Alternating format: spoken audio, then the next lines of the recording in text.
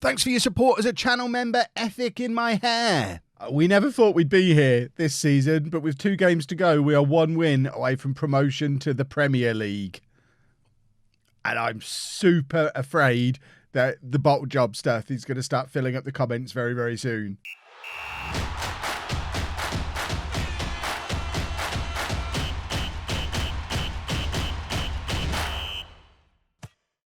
Hello and welcome to Club 3, part 13 of Non-League to Legend. I'm Kevin. Coming up on today's episode, we have our final 2 games of the Championship season. We're at home against Bradford and away against Reading. Reminder of the situation. The league table looks like this. In fact, Aston Villa played their game last night, went away to Leeds and absolutely battered them. Villa are up for a fight, apparently, so we need to win. If we beat everyone else has played. It's just us and Bradford left. They need a win to stay in with any kind of chance of getting into the playoffs. We need a win because a win guarantees us automatic promotion to the Premier League. And it's on the telly. So, you know, games don't get much bigger than this one. This is the team we're putting out there to take part in that game. We've got Woodman in goal, a back four of Burke, Stevens, Tanganga and Williams. Mowat and Rimanotta in midfield. Chong, Beera and Brown behind Hornby up front. Just cross everything. Cross fingers, cross arms, cross eyes. I've never been able to do it. You're supposed to just like look at the tip of your nose, aren't you? If you can cross your eyes, watch the rest of this video with your eyes crossed and we'll end up in the Premier League. I think that's how it works. Look at the state of that. Their form is horrific. Let's passionately play on that. We don't need to mention Premier League. Let's just... Bradford are in terrible form. We're in great form. It doesn't matter what the outcome of this, what the outcomes of this game could potentially be. We should be winning it just because obviously this is a game we should be winning, regardless of any other bigger picture. Burke from the edge of the area, and that is his first ever goal for Barnsley. It's 2 minutes into a huge, huge match. What a way to score your first goal for the club. That is absolutely ridiculous. We'll look at it from the other angle. Mowat plays it all the way across to Burke. There doesn't seem to be any danger at all. Ryan Burke had other ideas and puts us 1-0 up. And look at that. That is what promotion to the Premier League looks like. We just need to not mess up from here now. Barnsley with a free kick deep in their own half. I hope we're winning the ball back. We are. There is Mowat. And hopefully this leads to another goal because that would be a lot of fun. Rimanotta picks the ball up in midfield, plays it into Chong. Chong has plenty of options in the middle to aim for. He aims for Hornby and it ends up, I think it hit the post and the crossbar and the keeper as part of that. I don't know what more it could have done to make it across the line, but Mowat in again with another fantastic tackle. He's up for it today. We had a pre-match team meeting where I tried to take the pressure off a little bit and said, look, we weren't supposed to be in this situation. It's good that we're here. Just go out and enjoy yourself, all that kind of stuff. Everybody else in the squad was like, yeah, that's great. Mowat was like, shut up, you idiot. We're going to win the league. We're going up. We're brilliant. Don't play us down. He's properly up for it, and so is Jacob Brown with a 15th goal of the season, and it's a very good goal, and it's all him, completely individual. Tanganga gets an assist here, and he absolutely doesn't deserve one because Brown's picked that up in his own half, ran most of the length of the pitch, and scored an absolute screamer. 16 minutes in, Barnsley 2, Bradford 0, and we can smell the Premier League, and it's stinky. It smells like money up here, which is weird. Right, Williams, ball over the top. Hornby looking to chase to become outright top scorer in the history of Barnsley in a season, and the history only started 5 years ago. But a 21st goal of the season for Fraser Hornby means he takes a spot in the record books that only started at the start of the save. The best kind of record books. But that, I mean, the amount of times I've mocked him for not being able to think. But that was such a clever finish that I have to take it all back. He's not just a big lump who can head the ball in. He can do a clever little finish as well. And at 3-0 up, half an hour in, surely, I hope manager gods aren't listening. They've got better things to do, surely, than watch me 50 parts into a series. But surely, we can't mess it up from here, can we? That's not going to come back and haunt me. Things like that never do. Right, Woodman just collects the ball nicely. Don't do anything dumb. No stupid now. That's the rule. That's what I want my halftime team talk to be. Just no stupid. Just 2 words. Sit them all down. No stupid. Beera's in. Beera should have scored. He had, that was as good a chance as anybody else has had in this game. Probably a better chance than either Burke or Brown got. And he's bottled it a little bit there, hasn't he? If the bottles have to come out, they're for Beera. Right. There's your no stupid team talk. Should be an option, but inexplicably, it's not. Beera's having a poor game. We still haven't got Slattery on the bench because I'm still punishing him for what he did in the last episode. We have got Leighton Clarkson, though, who we spent nearly £4 million on. He's the most expensive player we've bought, I think. He might be.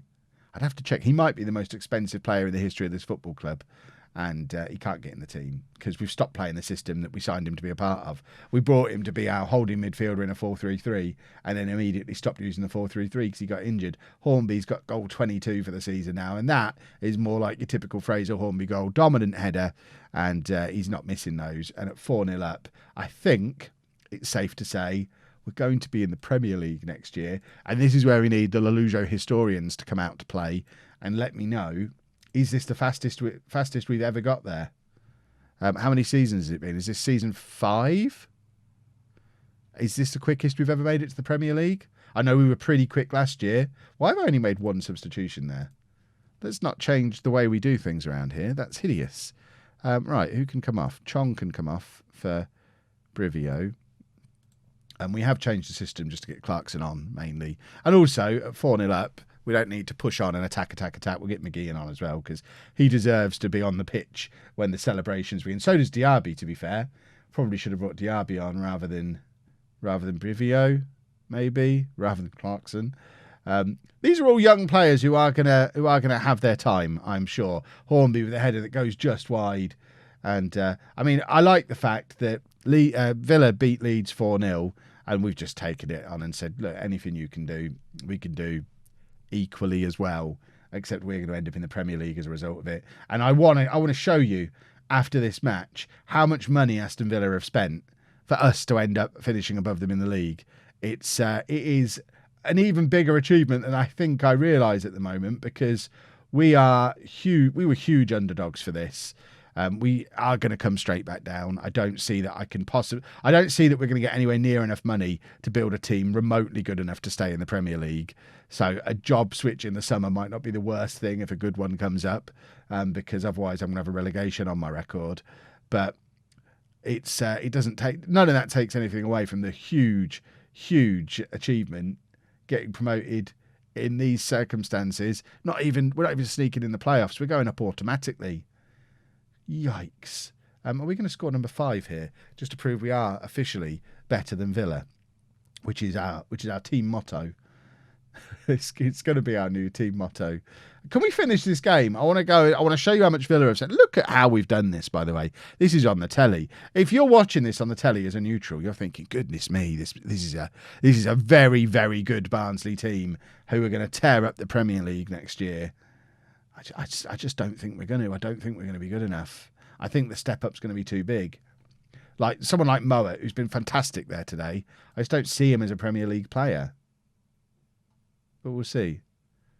I don't like the fact it's not saying... Oh, there you go. I wanted you in the Premier League thing. If I'd have got my maths wrong all this time and we hadn't have got promoted then, and after all those speeches we ended up not getting there, that would have been ridiculous. But there you go. We have been promoted. And this is the important thing. If we've got any chance of staying up next year, I'm going to need £30 million to spend.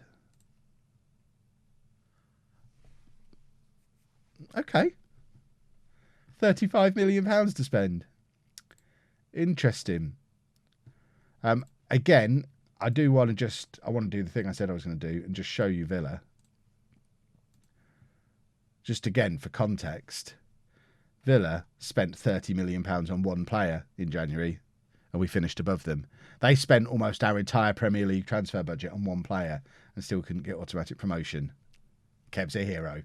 Let's go play Reading to finish this season off with style. Couple of changes for the last game of the season. Then we've gone with Tanganga and Diaby at the back just to give Stevens a little bit of a rest. There's no reason for him to be involved today, so he can go down there and rest.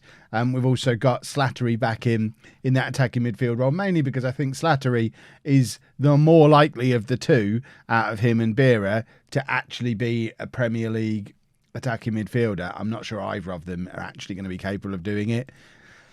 It's a position we might need to strengthen. Although, to be honest, whether we're going to take a 4-2-3-1 into the Premier League with an underdog team like Barnsley is probably questionable anyway. We probably are going to drop back to a 4-3-3. So maybe we won't even need an attacking midfielder next year. But it'd be good to give Slattery the chance to not have his final contribution of the season being giving that goal away in the last episode. So we'll give him the opportunity to do something special, leave a nice taste in the mouth at the end of the season. That's why Stevens doesn't need to be involved today. Stevens has had a fantastic season. He gets to go on his summer holidays a week early because he's been that good. And plus, Tanganga and Diaby are both very good as well, and we want to have a little look at them together. Reading are in here. Where are Reading in the league? Down in no man's land. They've got no chance of doing anything significant. They may as well just let us beat them. Not that it really matters. A defeat is irrelevant at this stage of the season, other than the fact that ending the season on a win it's momentum, isn't it? Momentum that we can then roll over into next season, which is going to be important as a newly promoted Premier League team. If you don't get off to a good start and use the momentum that got you there to get some early points on the board, it's really hard as a newly promoted team to start badly and then recover. You got my typical first season in the Premier League is you have a good start and then it all falls apart after Christmas and you just about stay up. So that's the model we're looking for. You've been fantastic for us all season. Yeah, I think that's fair. The fans have been fantastic all season. Give them one last thing to cheer for. I like that. I don't know how many of our fans are likely to have travelled to Reading. There you go, 1,200 of them is the answer. And I imagine it's a very, very loud 1,200 people, probably out singing the 16,000 Reading fans who were in, just because none of them, not a single Barnsley fan, started this season expecting to end it in the Premier League. Not a single Barnsley fan at Christmas thought there was any chance we'd be getting automatically promoted to the Premier League. We were all talking in terms of maybe there's an outside chance we could sneak into the playoffs. So we're all very happy. Very, very happy. Diaby now plays it forward to Williams. A goal here would make us even happier. Brown plays it across, looking for Riminota. Riminota, of course, former Reading man, who is much to the frustration of the comments, is pretty much ever present this year. Chong beats his man. Chong, no. He's a big game player. It's not a big game anymore. If it's not a big game, he's not interested. Hornby's apprehensive, and I don't know why. We'll just take him off and bring Brivio on. There's no reason for him to not have a good game today. Chong as well, not playing very well, so Wilkes couldn't come on for him. We're going to do a triple substitution, I think. We're going to bring. Oh, we haven't got what's his face. We'll bring Beera on for Slattery then. I was going to bring Clarkson on and go to the 4-3-3 because it's likely to be the system we use next year. But as it is, we'll give Beera one last bit of Championship football to convince me that I should be starting the season with him. If he can come on now and score a 20-minute hat-trick, then he might start on the first game of next season. He's not going to start on the first game of next season. I can almost guarantee that because I really don't see myself being mad enough to do a 4-2-3-1 next year. Watch me do it. Or a 4-2. Watch me do something even stupider, like a 4-2-4 or a narrow 4-3-3. We were unlucky today, but it doesn't really matter because we've got promoted, and that is all that we were possibly ever looking for. Absolutely mad. The only thing that can make this better is if Kings Lynn got promoted too, because they were certainly in that battle. Kings Lynn looks like they're finishing 5th, so they were top of the league for a little while down there. They're in the playoffs. Alfie Payne still knocking about the place. We'll keep an eye on that in a transfer special tomorrow, and hopefully see Kings Lynn make it up to League One, because the Kings Lynn story continues, boys and girls. And if you have enjoyed that, please make sure you leave a nice big thumbs up on there for me. We've got to get 3,000 likes for promotion to the Premier League, surely. Subscribe to the channel for daily Football Manager videos, and thank you very much for watching.